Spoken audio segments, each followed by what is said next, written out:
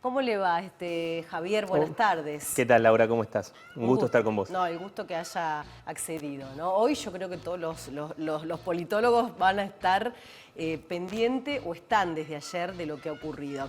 Milei, el precandidato a presidente, el más votado, a ver, día después de las PASOs. Así es. Nos ha golpeado muy fuerte también aquí en la provincia de Tucumán y en el país. ¿Cuál es el análisis, Javier? Sí, fueron dos jornadas bastante extensas, no solamente desde la jornada electoral, sino también todos los análisis que venimos trabajando posterior a las elecciones y los escenarios que se comienzan a abrir a partir de estas elecciones, ¿no?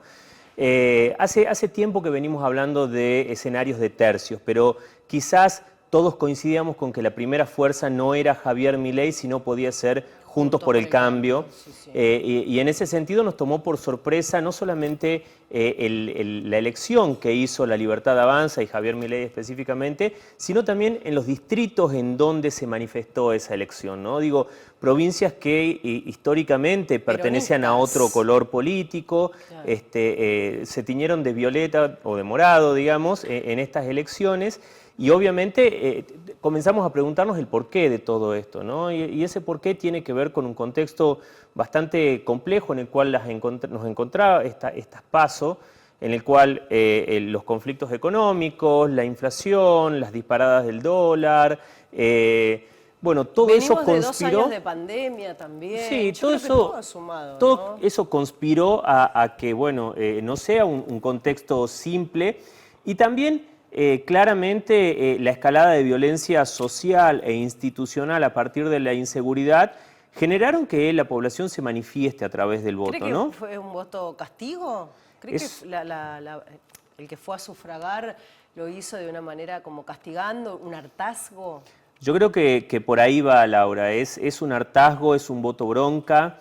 La población se manifiesta de diferentes maneras y una de esas formas de manifestación claramente es el voto, ¿no? Entonces, en ese sentido creo que gran parte de la población, el voto que no está cautivo, el voto joven, que generalmente jóvenes, es antisistema, ¿no? Pero eso no alcanza para llegar al 30%. Entonces, hay algún otro condimento ahí, y bueno, claramente es el condimento de la clase media o ex clase media, que pasionalmente se volcó a votar a cualquier candidato que sea antisistema, y en este caso Javier Milei encarnaba ese voto antisistema, claro. ¿no? Y en Tucumán, licenciado, en Tucumán después de 28 años haciendo el cálculo, el peronismo pierde.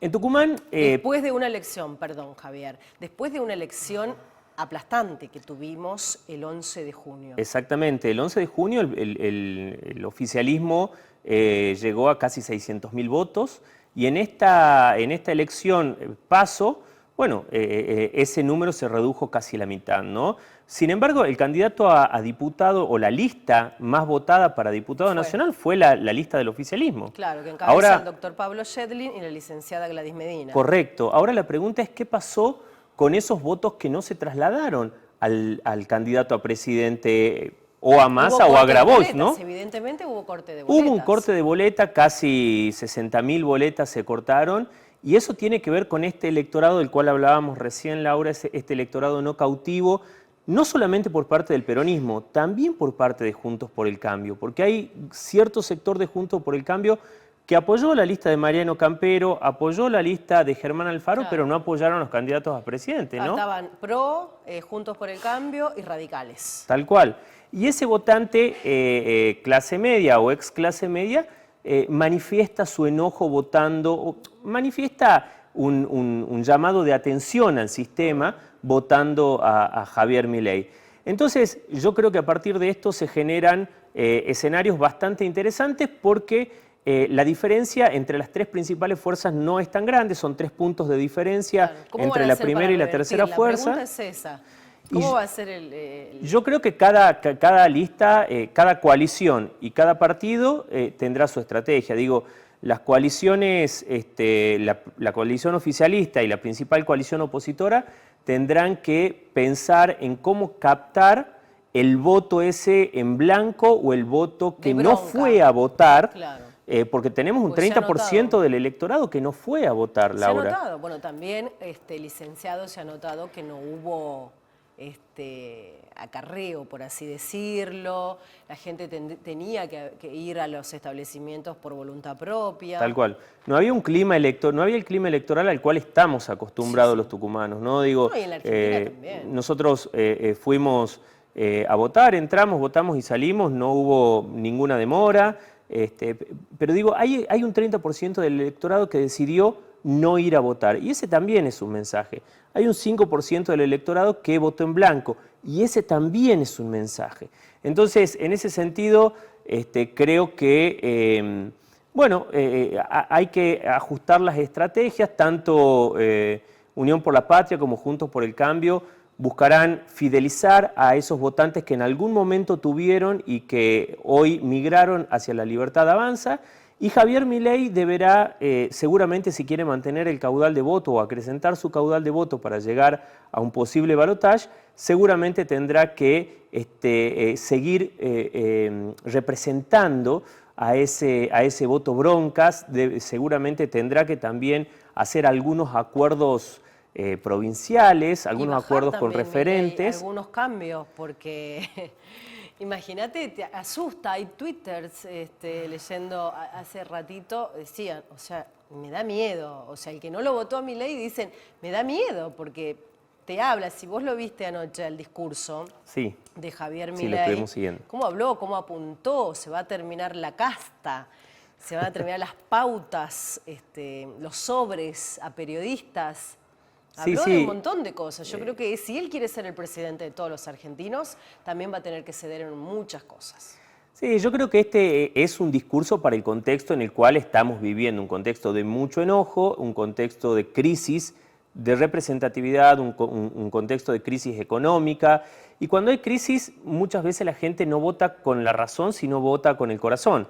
Sí. Y de hecho las PASO están un poco pensadas en ese contexto, ¿no? Es para que en las PASO uno pueda elegir al candidato que quiere Que lo y represente. que lo representa por cualquier motivo, y finalmente en las generales vota lo que racionalmente considera mejor para su entorno y también para su situación social. Entonces, en ese sentido me parece que el escenario de octubre va a ser distinto, porque también territorialmente gobernadores e intendentes quizás hacen valer el peso electoral de los aparatos partidarios, y eso puede llegar a cambiar mucho la situación. Yo creo que el gran desafío hoy lo tiene Javier Milei. Javier Milei tiene que pensar en cómo sostener ese 30% y tratar de entrar al balotaje. Claro. Creo que en ese sentido, ¿Cree que Juntos vamos por el a tener Cambio... un balotaje? Porque todos hablan, ¿no?, de balotaje.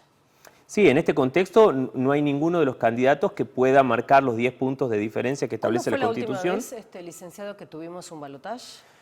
Que tendría que haber habido un balotaje fue en el año 2003 entre Carlos Menem y Néstor Kirchner, que fueron los candidatos más votados, pero finalmente Menem desistió de presentarse a la segunda vuelta. Claro, él se bajó del y por lo balotaje. tanto asumió Néstor Kirchner con un 23-24% de apoyo popular en ese Claro. momento. Fue la última vez. Fue la última vez, exactamente.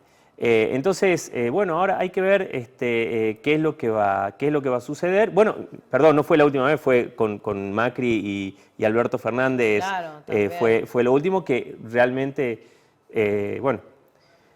Ahora vamos a ver cuáles son los escenarios, ¿no? Yo creo que en ese sentido Javier Milei tiene un desafío muy importante, y Patricia Bullrich también tiene un desafío sumamente importante, porque vamos a ver qué pasa con los votos de Horacio Rodríguez Larreta. ¿Los podrá Patricia Bullrich adaptar a su programa de gobierno? Claro.